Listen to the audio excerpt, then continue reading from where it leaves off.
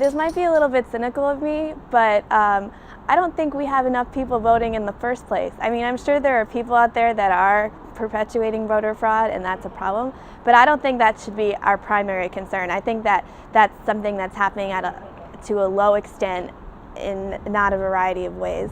I think that the bigger problem is that we don't have people voting, and the reason why we don't have people voting is because we make it difficult for them to vote. I think that voter ID laws are baldly unconstitutional. I think that it imposes a substantial burden on minorities, the elderly, and handicapped people, and also people with fewer resources. I'm in favor of voter ID laws. I know there's a lot of contention with whether or not indigent people should be required to show their IDs.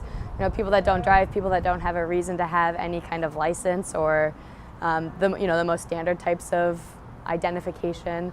So I know there's a lot of politics behind it too, but I think the best thing is to prevent voter fraud. So that's my personal preference. It's hard. I mean, there's a legitimate reason to stop voter fraud, but I think that it doesn't deserve such drastic measures. I think that the voter fraud is kind of an excuse to use voter ID laws to kind of change the political landscape in terms of like a new form of gerrymandering almost. I'm not an expert, and I mean, I'm not particularly sure, but it seems to me like they're not actually being used for what they say they're being used for.